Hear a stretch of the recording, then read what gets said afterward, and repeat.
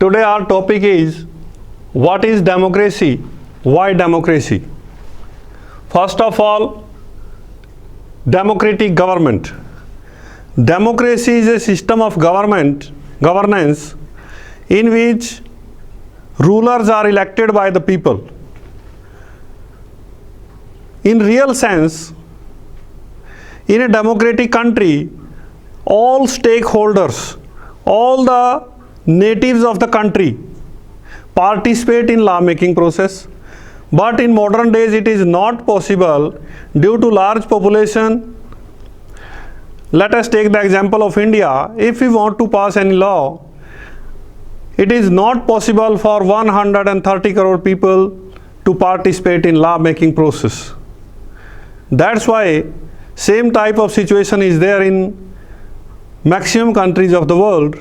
That's why all countries have adopted this representative democracy. Nowadays, we are governing our country through our representatives. It means representatives are elected by the people. Democracy is a form of government in which rulers are elected by the people. It means who are our rulers? Our representative. Members of Lok Sabha, Rajya Sabha, state assemblies, they are the rulers and they are elected by the people. On behalf of the people, they are representing their constituency in the parliament or in the state assembly. Now, democratic government. Non-democratic government. Non-democratic regimes are those as aristocracy, dictatorship. We have seen example of this dictatorship in Libya. Colonel Gaddafi was the dictator of Libya. Saddam Hussein of Iraq. So many examples are there. Aristocracy is there in many countries of the world. Or one party rule in China is also an example of non-democratic government. Then, what is the definition of the democracy? Democracy is a form of government in which rulers are elected by the people. This is the simple definition of the democracy. How can we check that a particular country is a democratic country or a non-democratic country? To know whether a country is democratic or non-democratic, we will check some basic features of a democracy, whether these features are there or not. If all these features are there, then that country is a democratic country. Otherwise, non-democratic country. Let us study, let us read, let us know what are the features of a democracy. First of all, major decisions by the elected leaders. All the major decisions in a country should be taken by the elected representatives of the people. As India, our elected representatives are taking all the decisions. Parliament, state assemblies, they are the ruler in India. But let us take the example of Pakistan. In October 1999, General Pervez Musharraf overthrow the elected government of Pakistan and declare himself as the president. Elections were held there, but the president of Pakistan, General Pervez Musharraf, has power to cancel any law or order of the elected government by the people. It means the final decision was not being taken by the elected representatives of the people. It means the major decision should be taken by the elected representatives. Only then we can say a particular country is a democratic country. Second feature of democracy, free and fair elections. Elections should be free and fair. All parties should have chance to win the election and lose the election. Rulers should have chance to lose the election. In India, all parties contest election. Sometime one party won election and formed the government. In next election, chances are there for that party to lose and opposition party to win the election and form the government. This is the situation of India. In China, only one party rule is there. Chinese Communist Party is ruling the country from the beginning, and no one is allowed to form any other political party. And if somebody want to contest election, he is not allowed to contest election without approval or permission of the Chinese Communist Party. Then let us take the example of Mexico. In Mexico, PRI party is winning all the elections continuously.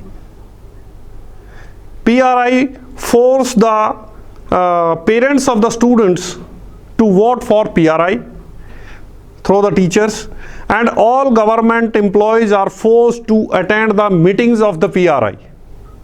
This is the misuse of the power.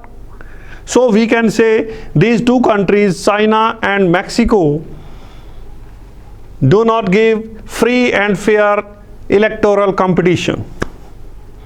Next, one person, one vote and one value. In India, first example we will take from India.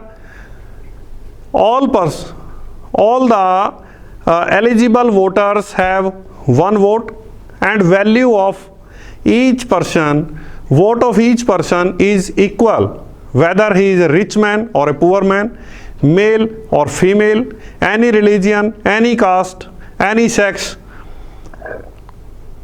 whether he is a laborer or he is millionaires. Value of vote is 1. And let us take the example of Saudi Arabia. Up to 2015, women were not allowed to vote. This is very strange. If half of the population of the country is not allowed to participate in the electoral process, then we cannot say it a democratic country. Another example is Fiji. In Fiji, Robert Mugabe declared himself as the president of Fiji throughout his life, for lifetime. Till then he is alive, he will remain the president of the Fiji. And powers of the government or the president are being increased continuously, and his liabilities and responsibilities are being decreased. And he is president of Fiji till he is alive. This is not a democracy. Next, rule for law and respect for rights. Rule for law and respect for rights, यानी जो आदमी के मौलिक अधिकार हैं उनकी सम्मान होना चाहिए. रूल फॉर लॉ, देश के अंदर कानून का शासन है. In India rule of law is there. If someone is the prime minister of country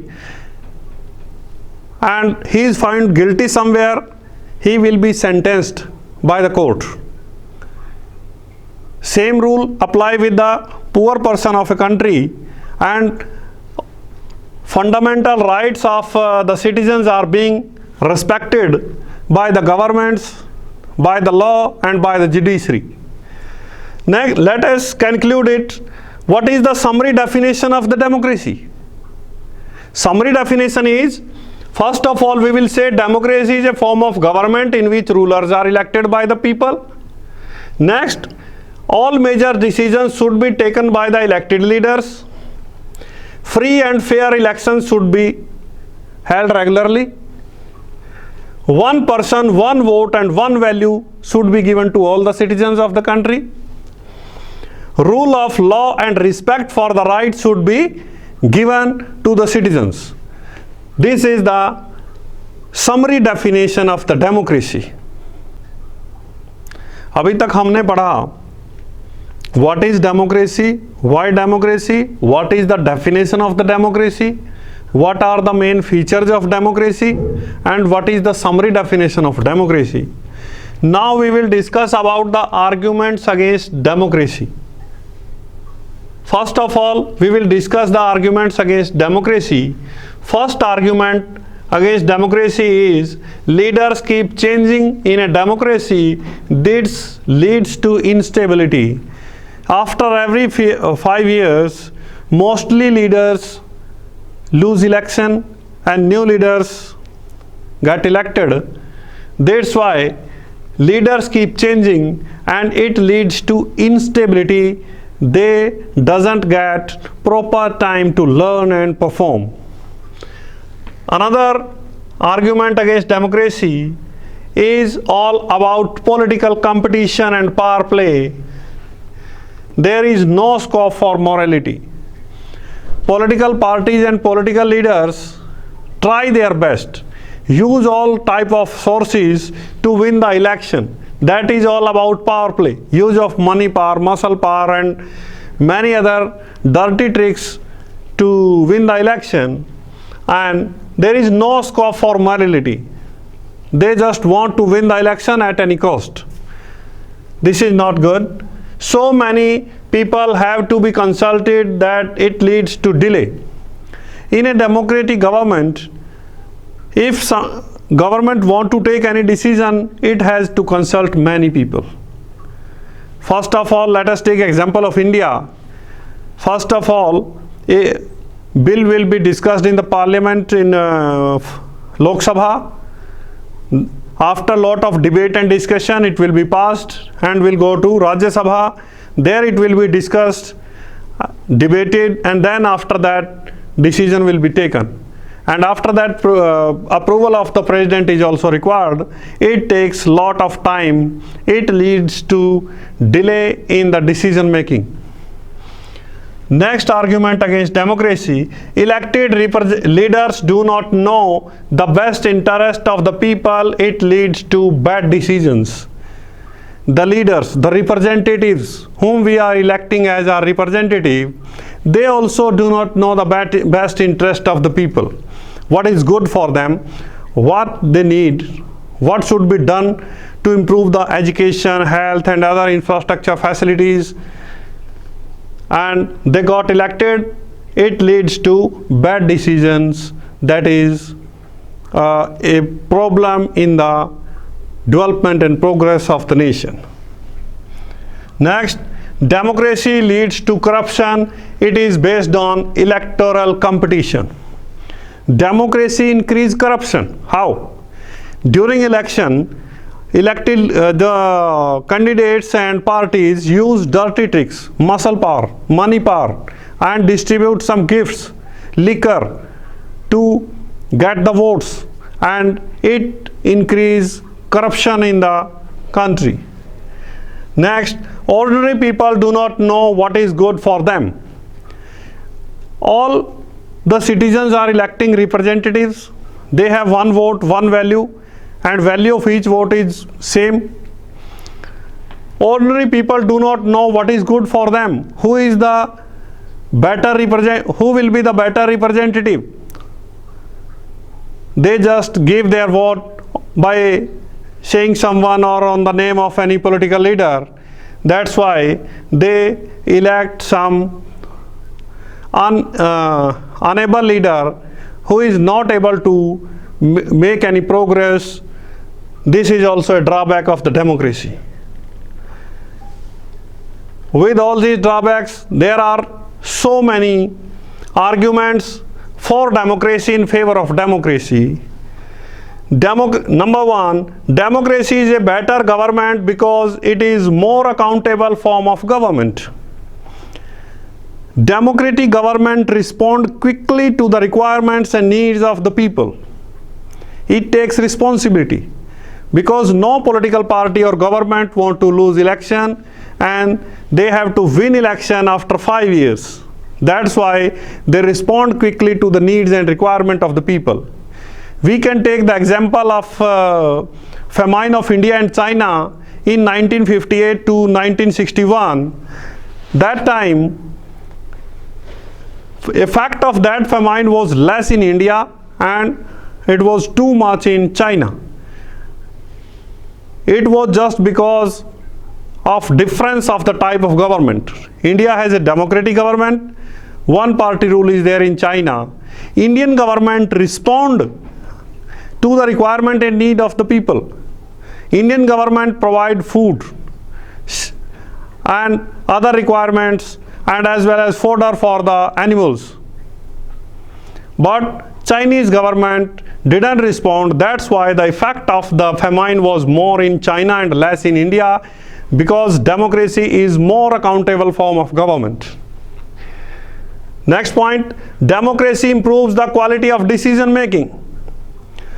If a decision is taken by the one person and on another side a decision is taken by so many people, after a lot of debate, discussion and consultation, the quality of the decision will be better if it is taken with consultation of many people, with debate and discussion, and if it will be better than the decision of one person or single person. Democracy improves a method to deal with differences and conflicts. Mostly countries of the world have lot of differences. Lot of diverse population is there. Diversity is there. If any difference or conflict arise in a democratic country deal it in a better way, because by giving them representation in the government, by solving their problem, by listening their voice, by giving respect to their language, culture, we can solve the problem. Next point, democracy enhances the dignity of the citizens.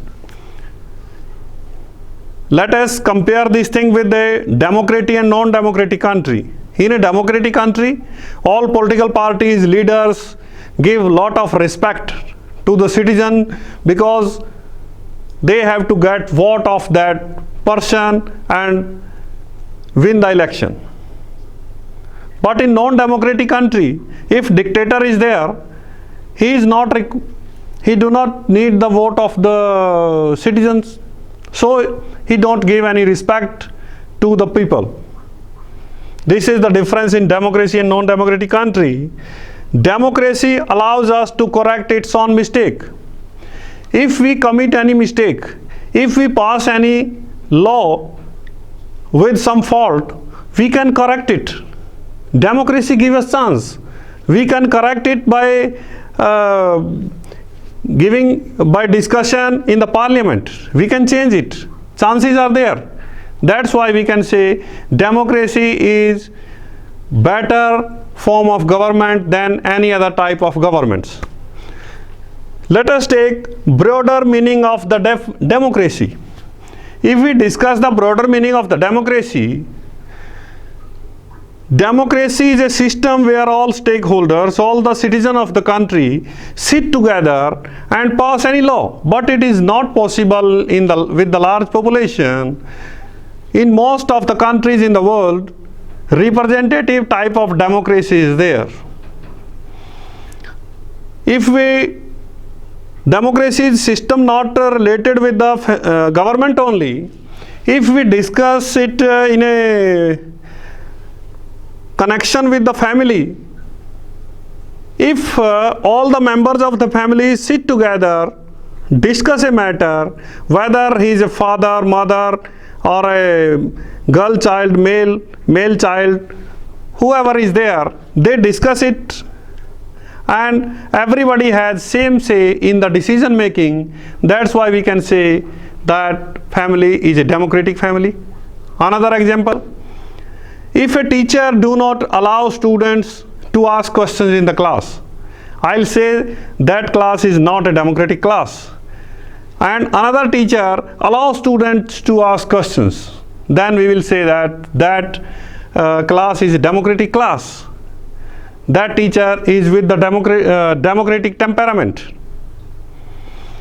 This is the system where we can say that democracy is a better form of government in which all decisions are taken with a lot of debate and discussion. the true democracy will come when nobody will go hungry in the bed.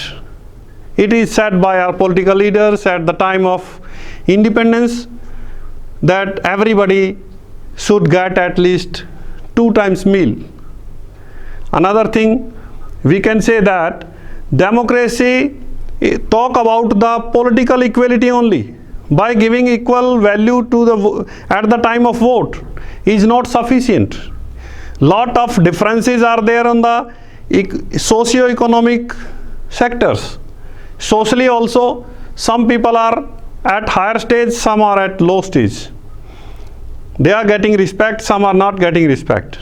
Economically, some people are ultra rich, some people are very rich, they are not getting even food to eat.